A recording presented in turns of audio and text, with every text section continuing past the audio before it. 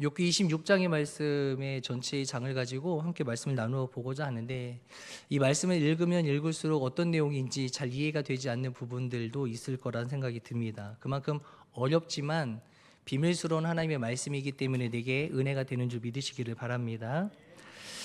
사랑하는 성도 여러분, 우리는 교회에 나왔죠. 교회에 나와서 뭐 합니까?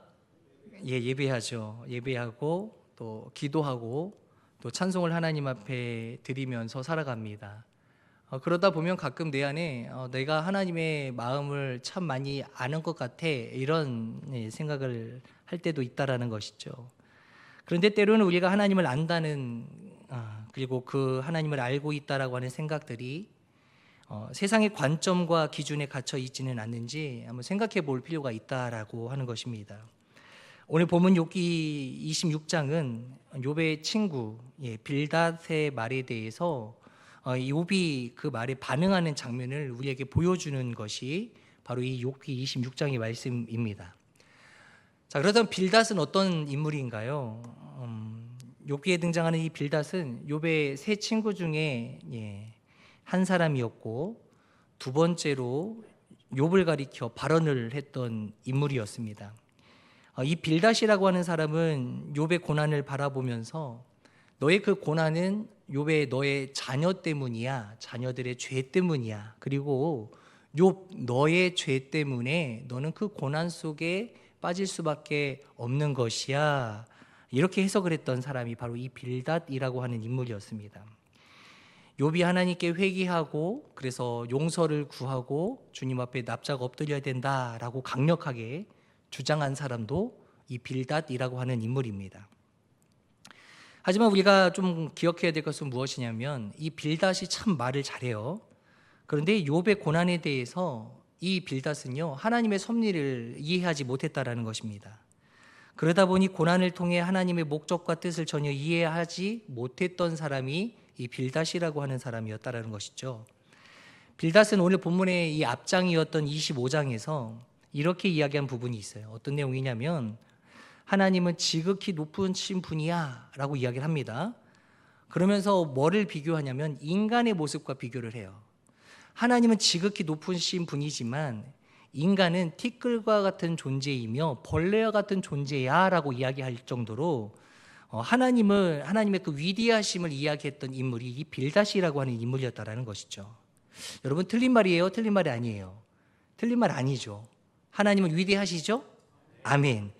틀린 말 아닙니다. 그러나 욥의 친구 이 빌닷이 말한 하나님은요, 기본적으로 하나님과 인간 사이가 너무 갭 차이가, 그러니까 멀리 떨어져 있다, 멀다라고 하는 느낌을 이야기해주고 있어요.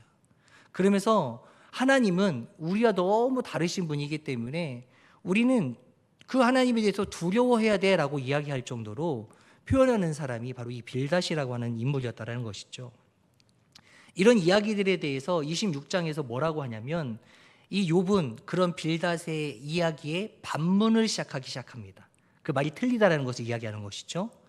자, 욥기 26장 2절 말씀 한번 보도록 하겠습니다. 2절 시작. 네가 힘없는 자를 참 잘도 도와주는구나, 기력 없는 팔을 참 잘도 구원하여 주는구나. 어떤가요? 칭찬하는 것 같습니까? 칭찬하지 않는 것 같습니까? 칭찬하는 것 같죠. 그 다음 절도 한번 볼까요? 3절입니다. 시작. 지혜 없는 자를 참 잘도 가르치는구나. 자, 여기까지만 보면 어떻습니까? 계속 욥이요, 이 빌닷이라고 하는 인물이 너는 죄인이야, 너 때문에, 너의 죄 때문에 네가 그 고난 가운데 빠진 거야, 문제는 너에게 있는 거야 라고 계속적으로 이야기하자, 이 욥은 뭐라고 이야기하냐면, 네가 힘없는 자를 참 잘 도와주는구나, 네가 지혜 없는 자를 참 잘도 가르쳐 주는구나 라고 하면서 칭찬 비슷한 이야기를 합니다. 그런데 이것이 진짜 칭찬하는 걸까요?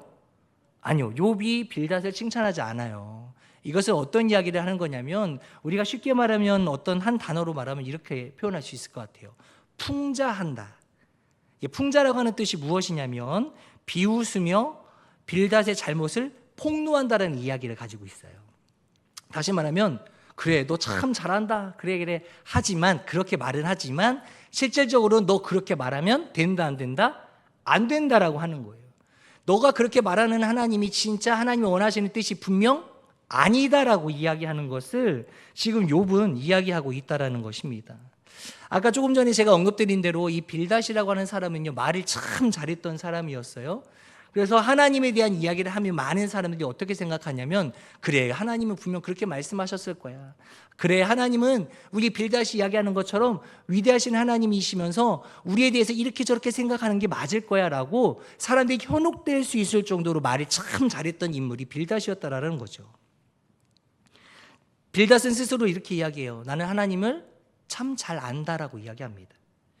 그러나 그의 말에는요, 어떠한 위로도 없고 공감도 없다라는 거예요. 여러분, 그게 정말로 빌닷이 이야기하는 내용들이 하나님이 말씀하시는 거라면 이 욥이라고 하는 인물이 들었었을 때 어땠을까요? 하나님의 섭리를 깨닫지 않았을까요? 그런데 오히려 하나님의 섭리를 깨닫는 것이 아니라 그가 나에게 주는 이야기들을 들어보면, 하나님에 대한 이야기를 들어보면 내게 위로가 되는 것이 아니라 오히려 나를 나쁜 사람 취급해서 나를 나락에 떨어뜨리려고 하는 이야기로만 들린다라는 사실이에요. 여러분, 우리 하나님의 말씀은요, 우리를 살리는 말씀인 줄 믿으시기를 바랍니다. 절대 우리를 죽이려 들지 않습니다. 그 하나님의 말씀에는 생명력이 있기 때문에 죽어가는 인물들에게 들려졌을 때는 생명력이 살아나는 것입니다. 그것이 하나님의 역사하심이고 하나님의 이끄심이고 하나님의 계획하심이고 하나님의 긍휼하심이라는 거예요. 그러니 욥이 들었을 때 이 빌닷이 하는 이야기를 들어보면, 그래, 하나님은 위대하신 분이야. 그래, 알겠어. 그런데 너의 말을 내가 들어보니 내게 위로가 하나도 되지 않고 내게 도움이 되지 않는구나. 이게 진짜 하나님이 원하시는 것일까? 내가 아는 하나님은 그런 하나님이 아니야 라고 생각하게 된다라는 거예요. 그러고 보면 참 이 욥이라고 하는 인물 마음 가운데는 하나님이 온전히 참 잘 자리 잡고 계신다라는 사실을 느낀다라는 거예요. 여러분들의 마음에는 어떻습니까? 여러분들의 마음 가운데는 어떤 하나님이라고 생각하는 그 하나님이 앉아 계십니까? 여러분, 나는 하나님의 존재를 어떻게 이해하고 계십니까? 우리는 참 생각해 보아야 될 필요가 있는 오늘 저녁 이 시간이 되는 줄 믿으시기를 바랍니다. 오히려 이 빌닷은 하나님의 이름을 거론하면서 하나님의 이름을 들먹이면서 뭐를 하냐면 이 욥을 정죄합니다. 여러분, 우리 교회 가운데에도 신앙생활을 하면서도 간혹 나를 정죄하는 사람들이 있지 않습니까? 여러분, 그 정죄가요, 하나님이 주신 정죄함입니까? 아니에요.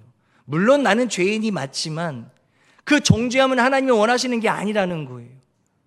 여러분, 사람이 사람을 대할 때, 성도가 성도를 대할 때요, 내가 받았던 하나님의 받았던 은혜로 말미암아 다른 사람에게도 살리는 말이 전수되어야 되는 줄 믿으시기를 바랍니다.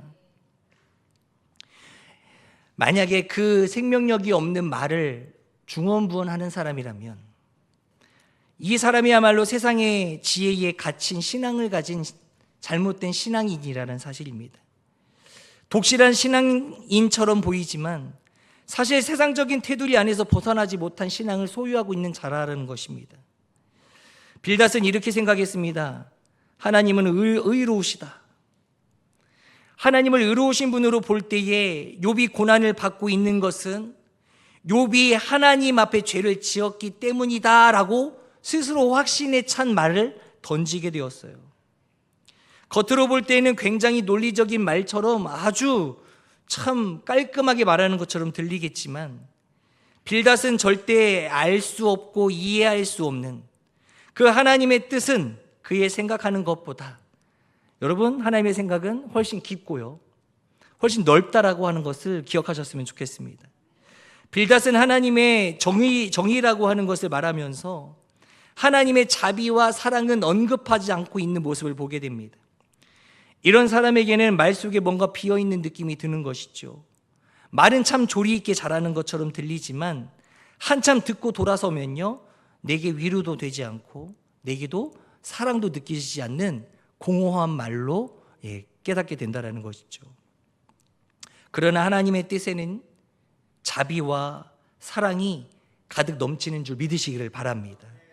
여기서 우리는 중요한 질문이 하나 나오게 되죠. 우리도 빌닷처럼 하나님을 말하고는 있지만 정작 하나님의 진정한 마음은 오히려 모를 때가 많지 않을까? 이런 질문을 한번 던져볼 필요가 있다는 것입니다. 하나님의 이름으로 사람을 판단하고 하나님의 이름으로 사람을 정죄하고 하나님의 이름으로 사람들에게 상처를 주는 말을 하는 사람들, 혹시 우리가 그런 잘못됨을 범하고 있지는 않는지 생각해 보아야 한다라는 것입니다. 여러분, 욥의 환경은 어떻습니까? 고난 가운데 있죠. 힘든 가운데 있죠. 고통 가운데 있는 것이 욥의 삶이었습니다. 왜요? 그는 자녀들도 잃었고요, 재산도 잃었고요, 그리고 그의 건강마저도 잃었기 때문입니다. 그러나 그런 가운데서도 욥은 이렇게 이야기합니다. 하나님은 위대하시다. 아멘. 그렇게 고백하고 있는 것이죠. 우리 본문 말씀이 26장 7절 말씀에 보면 이렇게 써 있습니다. 7절 말씀. 그는 북쪽을 허공에 펴시며 땅을 아무것도 없는 곳에 매다시며. 그리고 12절 말씀 또 보여주시겠어요? 12절 말씀에 보면 그는 능력으로 바다를 잔잔하게 하시며 지혜로 라합을 깨뜨리시며. 14절 말씀도 한번 보여주시겠어요? 보라, 이런 것들은 그의 행사의 단편일 뿐이요 우리가 그에게서 들은 것도 속삭이는 소리일 뿐이니 그의 큰 능력에 우리의 소리를 누가 등이 헤아리랴. 좀 어려운 말씀일 수 있습니다. 욥은 지금 하나님의 그 행하심을 온전히 다 이해할 수는 없지만 하나님의 깊고 넓은 계획이 있음을 온전히 신뢰하고 믿고 있다는 것이에요. 이것이 바로 참된 신앙인의 모습이라는 것을 꼭 기억하셨으면 좋겠습니다. 그렇다면 욥의 시선과 빌닷이라고 하는 사람의 이 시선은 두 사람 사이에는 어떤 시선의 차이가 있을까? 욥은요, 고난 가운데에서도 세상의 시선에 갇히지 않으려고 했다는 거예요. 오히려 하나님의 손길을 보려고 노력했던 인물이 욥이었다는 사실입니다. 그러면 빌닷은 어떻습니까? 빌닷은 여전히 하나님을 두려움의 대상으로만 보았다라는 것입니다. 세상의 기준을 세상적으로 바라보면 이렇게 말하는 것을 들어보게 되죠. 어떤 말이냐면 착한 일을 하면 복 받는다. 나쁜 일을 하면 벌 받는다. 고난 받으면 너는 하나님 앞에 범죄하여서 하나님이 너와 함께하지 않는 것이야. 이렇게 말하는 사람들. 그러나 우리 성경은, 우리 하나님은 그렇게 말씀하고 있지 않다라는 것이죠.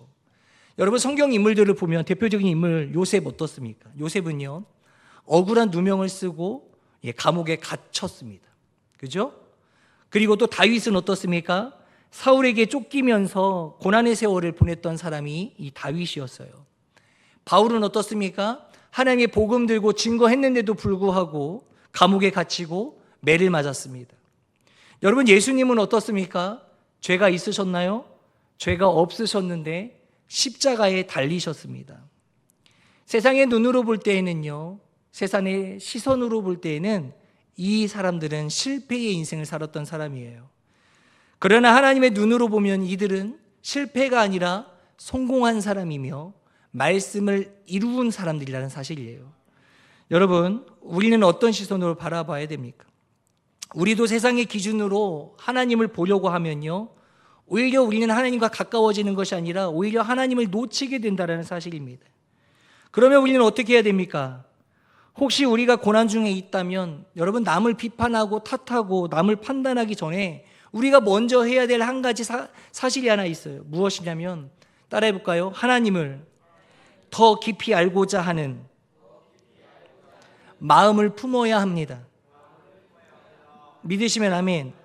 우리가 고난 중에 있을 때에 더 깊이 해야 될 것은 무엇이냐면 하나님을 더 깊이 알고자 하는 마음이 내 안에 잠재되어 있어야 된다는 것.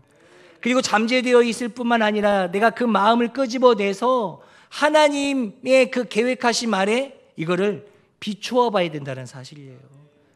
여러분, 하나님의 계획을 우리가 다 알 수 없습니다. 그러나 그 하나님께서는 그 계획하심을 우리에게 보여주시고 알려주기를 원하신다는 사실입니다.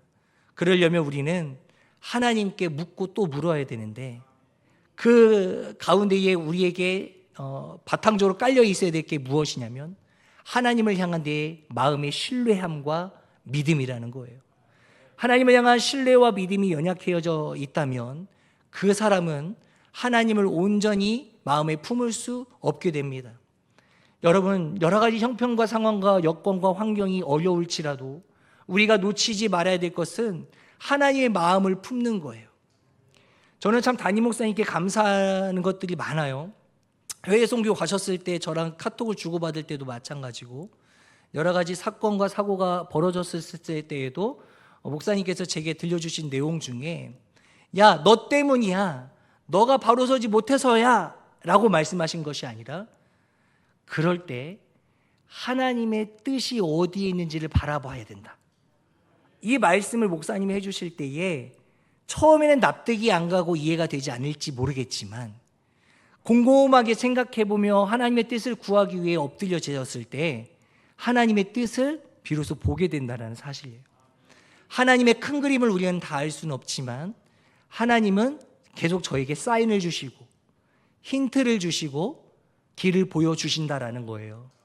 우리가 그래서 말씀을 가까이 하고 기도하는 시간들을 투자를 해야 되고, 나의 시간을 들여서 하나님을 만나는 시간들을 늘려가야 된다는 사실이에요.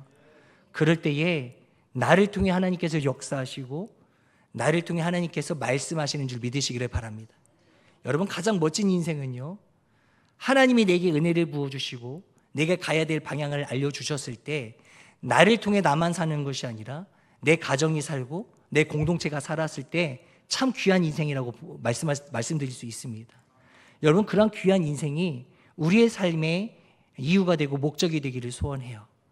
여러분, 그래서 오늘도 이 시간 우리가 함께 기도하기를 원하는 것은, 하나님, 내게 하나님의 뜻을 보여주십시오. 하나님, 왜 이때에 이런 상황들이 만들어졌나요? 하나님, 내가 하나님의 뜻을 온전히 바라고 내가 하나님의 뜻을 깨달을 수 있도록 하나님의 마음을 내게 허락하여 주시옵소서. 이렇게 우리가 기도하는 시간 가졌으면 좋겠습니다.